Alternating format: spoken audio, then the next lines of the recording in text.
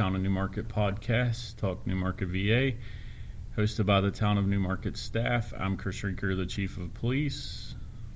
And I'm Amber Smoot, the Events and Marketing Director. Good afternoon, Amber. Thanks for coming back as always. Absolutely, wouldn't miss it. I wouldn't do it without you. P.S. But I almost took off today, FYI. oh wow.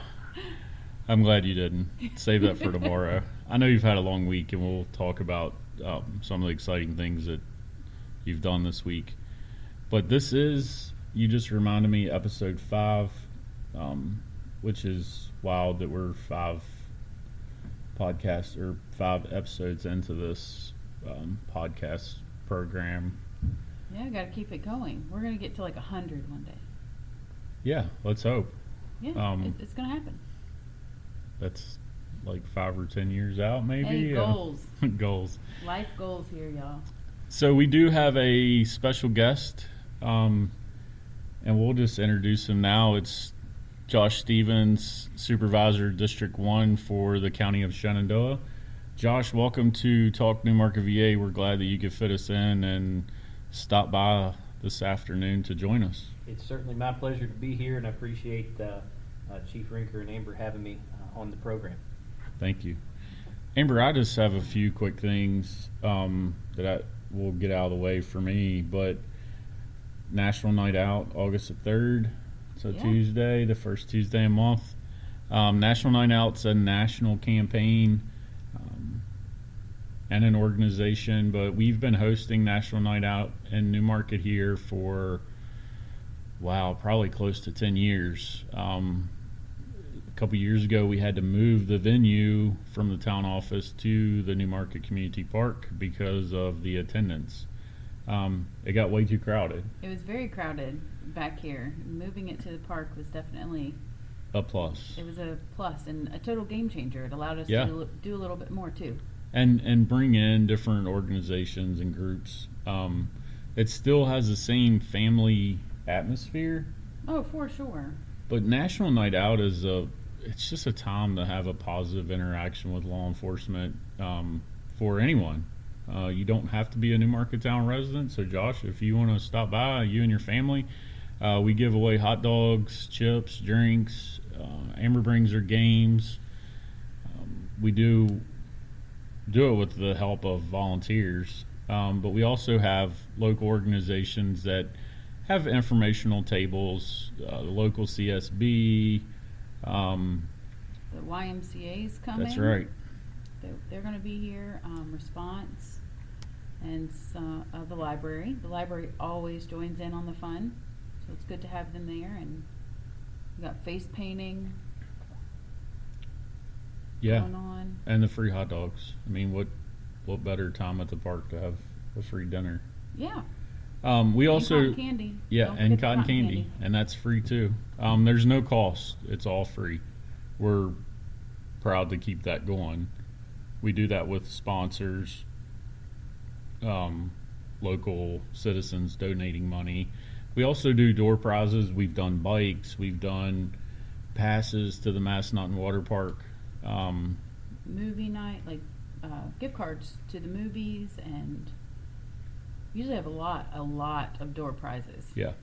Last year we had to cancel it because of COVID, but we're excited about having it again this year, and just maintaining social distance and following the CDC guidelines is what we're recommended. But please come out, join us, bring your kids, anyone, any age. We're love to have you and talk to the Newmarket police officers. There's probably going to be someone or some deputies from the sheriff's office there, maybe some other local law enforcement agencies represented. And the fire department, they're going to be there. They're going to have a fire extinguisher display, learn how to use a fire extinguisher, and a couple fire trucks, and I'm sure an ambulance that you can take a peek at, talk to those folks. Just a few other things I have. August 18th through September 6th is National Drive Sober, Get Pulled Over campaign. It's a campaign to reduce the number of intoxicated drivers and reduce crashes involving DUI drivers, crashes with injuries and fatal crashes. Those numbers are still high. That's something that we put a lot of effort into, reducing those numbers. And just call a friend. It's just that simple. Call a friend, call someone. Don't take the chance of drinking and driving. Then another thing is DMV launches a pedestrian safety campaign. DMV and pedestrians urged to make sure the road is clear before you're crossing. Despite fewer vehicles on the roads due to COVID-19 pandemic, 114 pedestrians died on Virginia roadways in 2020. Wow. Yeah, and that's sad. The Virginia Department of Motor Vehicles hopes to decrease these pedestrian deaths and injuries, promote safe walking and pedestrian awareness across the Commonwealth. Some of the tips that DMV is suggesting pedestrians should look both ways, make sure the way is really clear before crossing. Pedestrians should cross only at designated crosswalks or at corners, never in the middle of the street.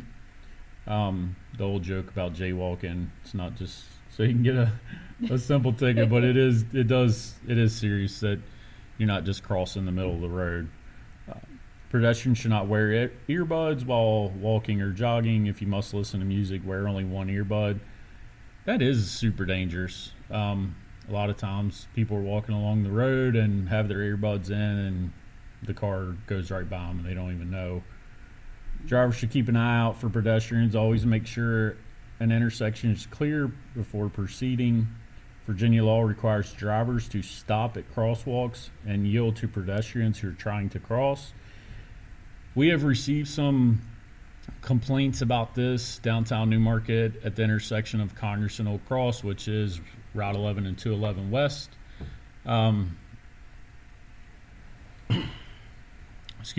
That intersection, it has crosswalk lights, but when they turn on, there's always traffic coming. It's hard for me to explain, but at that four-way intersection, there's always one lane moving at some time. Doesn't matter which side of the road you are or you're trying to cross. So if you're trying to cross there, please look at the traffic. The motorist should or shall yield to you, but you still have an obligation to look before you cross the road. Please keep that in mind. Don't let that prevent you from visiting downtown. We want you to visit downtown. Downtown is safe, but you have to pay attention to traffic too. Drivers should remember that pedestrians may not always cross at crosswalks, reduce speeds, and expect the unexpected. And I will tell you this. Yesterday was Wednesday, right, Amber? Yep. Wednesday, the 21st of July. There was an incident on 81 around the Shenandoah Caverns interchange with a tractor trailer on the bridge that caused a huge backup. With that backup, traffic wants to go the quickest route. So traffic starts detouring to Route 11 into the town of Newmarket. At one point yesterday, we had traffic backed up from 211 West all the way to the Mount Jackson Rescue Squad. That's like 6 or 7 miles. I was gonna say that's like 7 miles. That's pretty lengthy. That's a lot of traffic to be coming through our little town. It is. And with that, we have worked with VDOT. VDOT has detour plans. They've educated us on that. We try to work with them and make it easier for the detour traffic. With that, yesterday and several months ago, we have started to block off 211 West headed towards Timberville from Route 11. So basically right at John Henry's store, you can't make a right, you can't make a left, and you can't go straight through. The reason we do this is not because we don't have anything better to do, but it speeds up the flow of traffic. We get VDOT to remote into our stoplights and adjust the timing. Yesterday we were on about 100-second open travel green light. In that time, that allows a lot of vehicles to come through our town. When they're not stopping, it speeds that up. Long story short, we went from about 3:30-ish, 3 o'clock yesterday evening with the closure, and we cleared the intersections with my staff and myself last night at a little after 8 o'clock. And it was about 45 minutes after 81 was completely open. And Josh and I were talking before the podcast. These detours, these interstate lane closures, are a huge impact on the local localities. The small towns weren't built for this back in when they built 81, and then even the towns when they were built. They were made for like stagecoaches. Yeah. Well, we had a lot They of. didn't plan for the semis coming through. We had a lot of 80,000-pound stagecoaches come through last night. Yeah. I always wanted to put a traffic counter out just to see what it is, but it was a lot. It really is a lot, and I'm gonna like chime in here, especially with that intersection right there. They have to swing out so wide, and it's so important for people that are facing east, right? They're on West Old Cross, they're facing east, coming into town, that they adhere to the lines that are there for you to stop at, because these trucks really need all that space. I mean, they're taking up the whole entire intersection, and I think it's, me personally, I think it is a positive. I know for everybody else it is hard when you can't go the way you want to go, but to be able to get the flow of traffic through town, just having them continue going south and not turning there really does help. And I can only imagine, honestly, how scary that would be, having to turn there. It's hard for a car sometimes, to be quite honest. Yeah, Amber made a good point about the stop bars. We have had that pedestrian crosswalk light hit I don't know how many times. Some of it's because the driver of the tractor and trailer maybe wasn't experienced and panicked and cut it too short. Some of it's because there was cars pulled up and they thought they could make it. But the stop bars are important. Not just where there is stop bars. If there's a posted stop sign, you need to be stopped about right at the stop sign. We have recently received some complaints about the intersection of John Sevier and Fairway Drive. Folks are cutting the corner, pulling out too far. Find you a place at the stop sign to stop. You have to come to a complete stop, state code says, or state law says. And if you feel like you're too far back, just ease up a little bit and stop and make sure the roadway's clear. But if you have any questions while we were detouring traffic, Amber made some posts about it yesterday. With your all's help, thank you very much. Yep, we appreciate that. But if you have any other concerns with traffic or anything else, again, don't hesitate to call the police department. We'll do our best to help. We have the speed trailer out. We've had it out all summer. Majority of it's been on John Sevier, trying to reduce some of the numbers there with speeding vehicles. Probably tomorrow we're going to move it again to another location for another 7 to 10 days. But Amber, what you got going on besides a million things, which I'm glad of?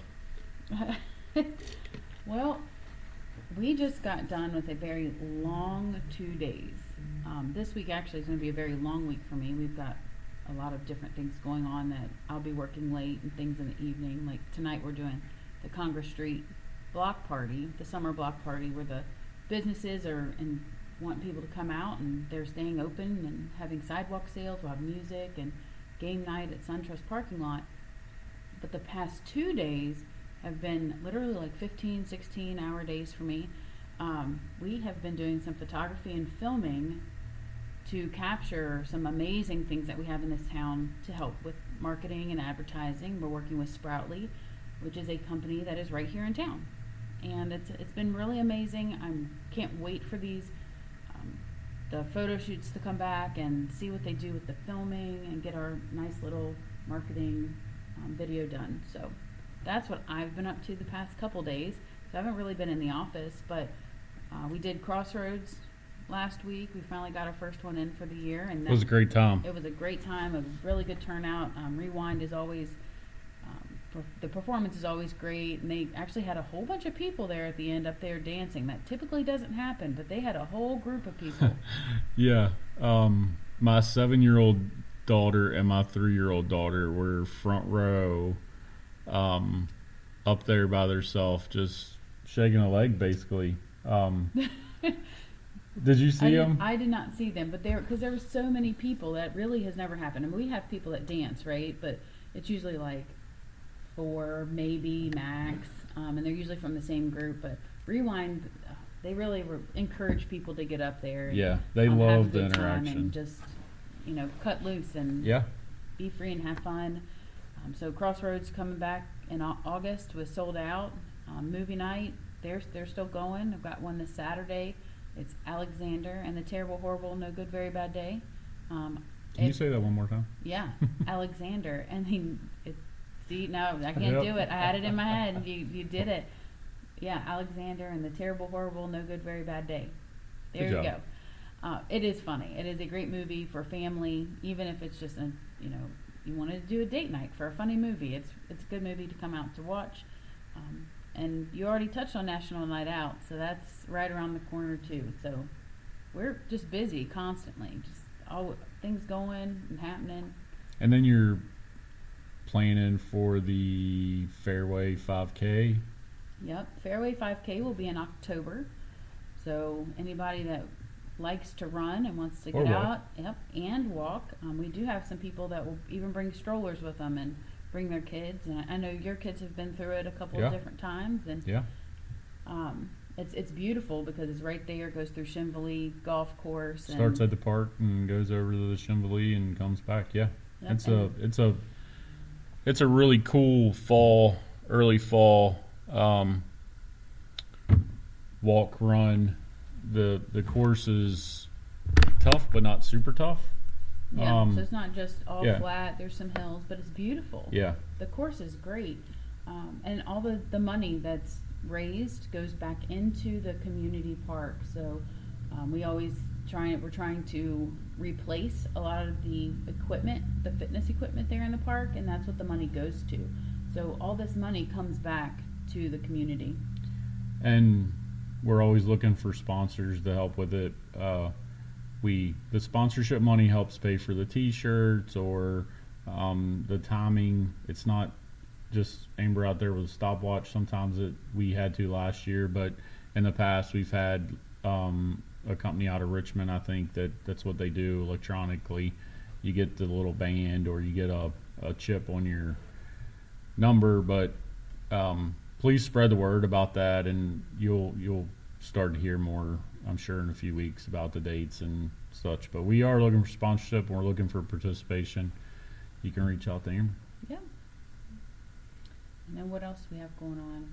Anybody in September? I know this is a little out there, but the reason I'm bringing it up is because registration is encouraged. If anybody has any fur babies, little canine fur babies, we do have our puppy pool party in September on the 12th. And that's at the community pool. We do it before they get everything closed up. It's already closed for the season. But we get it ready to have a splash and good time with your canine. So it's $3 per canine. The human pals get in for free, and it's a good time to watch them play and romp and have a social event for them. So Nice. but yeah, we're just keeping on and trying to think of more things that we could potentially do. Hopefully not in July. July's and September is my busiest month. So Well, I know that this week in the staff meeting we talked about Christmas lights already, woohoo! and adding to potentially the lights in the park. I know that's coming up, but also Public Works has really been busy. Those guys have been busy with water leaks and sewer leaks.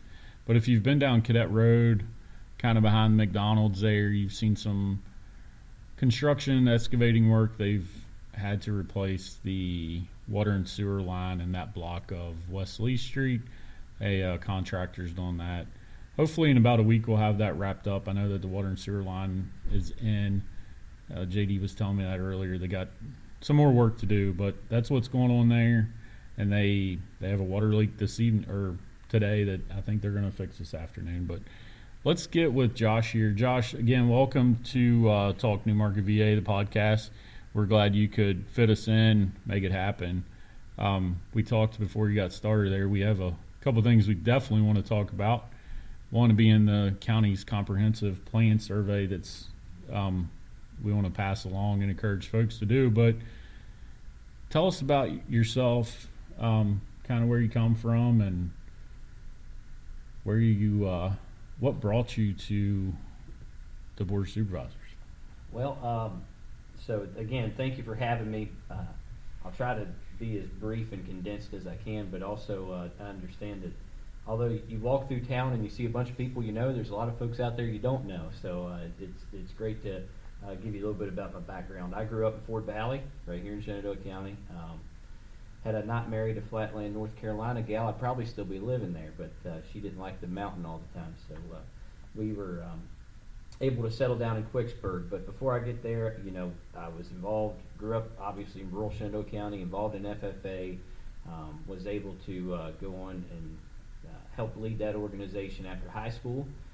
Went to Virginia Tech for 5 years, and I had a choice. What do I want to do with my life, and where do I want to go? And Shenandoah County was home, and I was able to come back home. I was also fortunate. Speaking of my wife, she's from North Carolina. She a Hokie also? She's not. She's a Wolfpack. Oh. She actually got her master's degree at in Lubbock, Texas, at Texas Tech, in agricultural education. But we met at a conference when both of us were in school, and she loved it here, had family up here, and I was fortunate enough to come back to Shenandoah County, and she was more than happy to come with me. So I think that's what makes Shenandoah County so wonderful, is that we have an area that's beautiful and accommodating, and activities like the town of Newmarket puts on that make it, you know, even if you didn't grow up here, you can make it an instant home pretty quick, Yeah. which is what makes it so wonderful. I always say that there's three things really that mean more to me than the town of Newmarket. Obviously, it's my wife and kids, but Shenandoah County is right there too. It's home to me. There's so much to offer here, and a lot of times if you're from here, you take things for granted. The river, the hiking trails, the wineries, the breweries now, the outdoor recreation is amazing.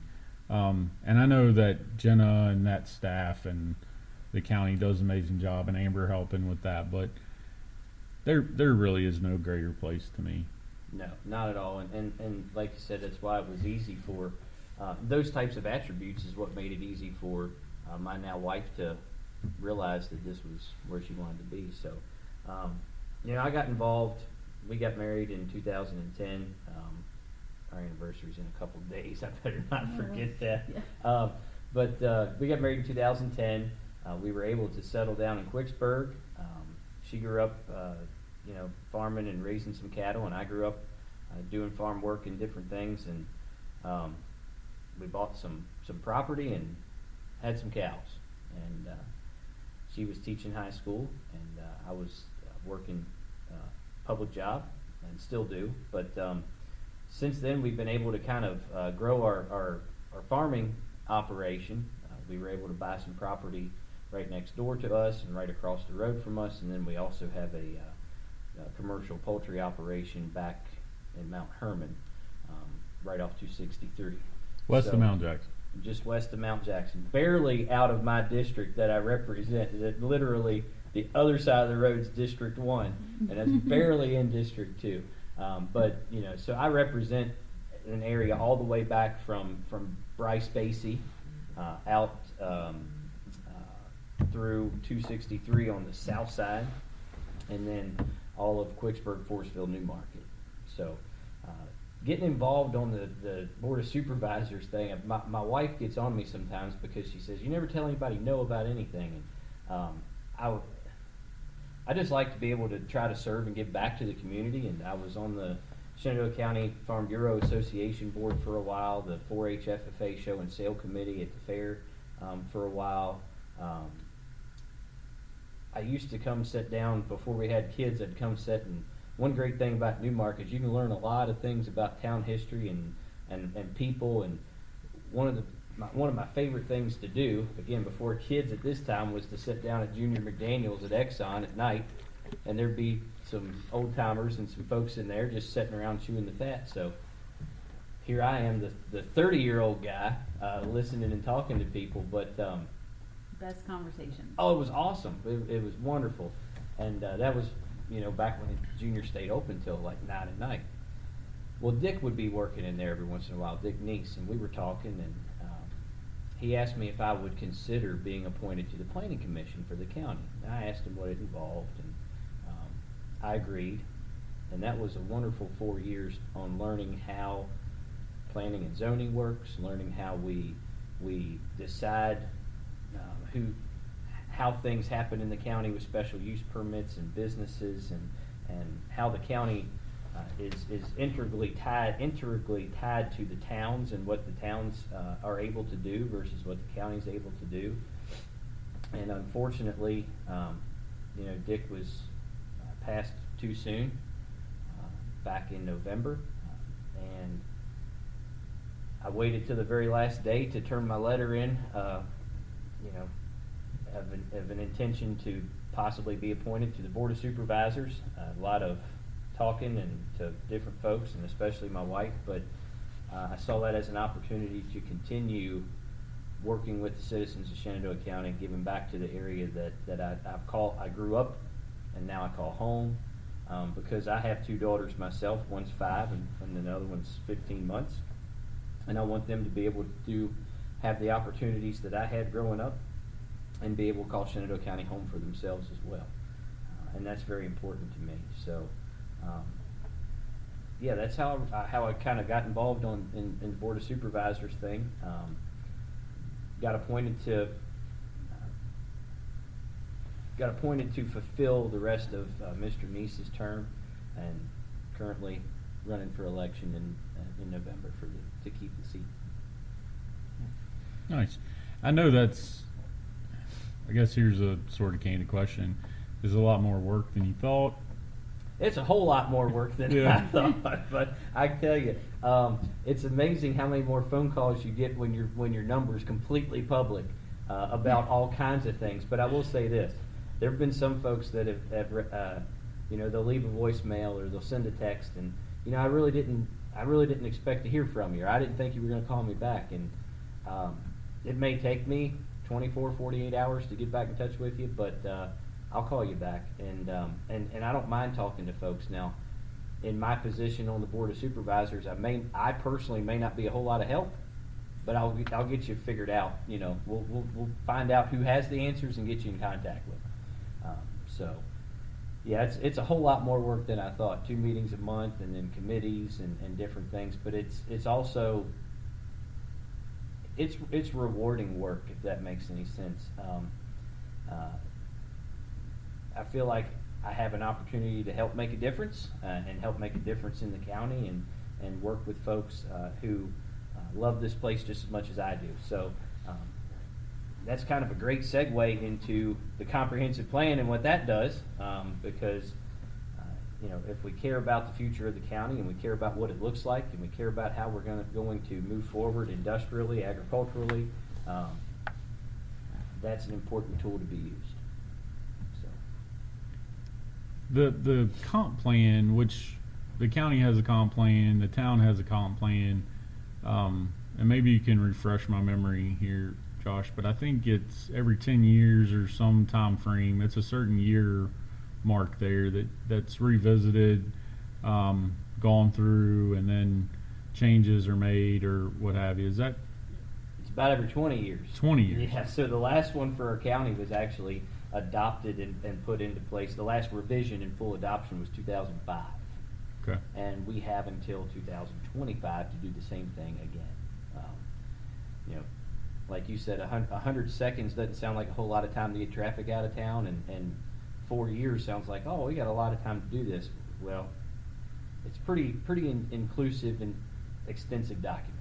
Yeah, it's not just a few pages. It's, not at all. Yeah, it's about 13 chapters, and they're all thick, and they address things such as tourism and the environment, and how do we utilize planning and zoning in the county to to grow in all aspects, but do it in a smart fashion and in the way that the county residents want. Because ultimately, it's for folks like us, what do we want to see Shenandoah? What do we envision Shenandoah County looking like in 2045? So it's very important that folks get involved and that folks, we have a survey out. We'll touch on that in a little, I'm sure. But folks get involved and folks let their voice be heard, especially if they plan on being here for another 20 years. And the survey, I know that Amber has shared it on the town's Facebook page, I believe, or It has not been on the Facebook page yet. It has been in the printed newsletter. The but news- I was Mom. waiting until after this, Yep. and yep. I got the total nod to go ahead, but it will be out there. I knew it was on something, and I apologize for being wrong about which one. But It's okay. how else can you find that survey? Is it on the county's website, Josh? Is it? So the survey is on the county's website. There have been groups sharing it on Facebook more recently, like the Shenandoah County Chamber of Commerce has shared it, some other platforms there on social media. But the easiest way is to go on the planning and zoning section of the county website, and there's a piece that says Comprehensive Plan Survey. It's pretty simple to take. It doesn't take a lot of time, but it does cause you to think. What do I want? What do I appreciate about Shenandoah County now? What can I see it being 20 years from now? And what's important to me as a citizen? So it's going to take about as long as it takes you to process some of your thoughts. But again, it's very important data that our Citizens Advisory Council need as they start penning the drafts to the next complete. And I know this because you all came to the June town council meeting and talked about. It was you, Mark, and Vito. Vito talked about the group and how it originated. But so you have the planning commission, and then Vito is the chairman of the group, or he's involved in the group. Vito is the chairman of what we call the Citizens Advisory Committee. So those are folks that are appointed by Board of Supervisor members to be on the Citizens Advisory Committee in order to, really dive into the comprehensive plan and say, okay, this part needs some revision. We're going to look at this and make sure. And they constantly, keep up with it. They read it. They make sure that what was relevant in 2005 is still relevant in 2021. And there may be some revisions that they say, okay, Planning Commission, we recommend these changes, and then they recommend them to the board, and we can work on those that way. But he's the Citizens Advisory Council. Talk about work. Those folks work a lot. Their job is very important, and they do it as a labor of love for where they live, because it's certainly 100% volunteer. They're the ones who are willing to show up voluntarily to meetings and really start dissecting that particular document, and it's very important work. Nice. So one thing for me that I want to make sure we talk about on the podcast, it's even though it's the county comprehensive plan, Newmarket is part of the county. I was telling somebody the other day, I know I don't live in Newmarket, but Newmarket's my town. We brought our girls out there. Well, the one now, because the other one wasn't born, but Clara came to National Night Out in 2019. I take her to the movies in the park. We shop for furniture and different things in Newmarket, and her favorite thing's trick-or-treating. She loves when the town does the trick-or-treating, and it's just a fun, awesome, safe place to bring kids and bring families. But people need to understand, even though this is the county's plan, Newmarket is an integral part of our county, and I, for one, am slightly tired of not getting our fair share on this end. So I want to encourage everyone in the town, southern end of the county, please take the survey. Let us know what needs need to be met here, and we'll certainly work on getting those incorporated. But Newmarket's a fun, happening place. A lot of things happen down here that don't happen in some of the other towns in the county. So, Like podcasts. this is very true.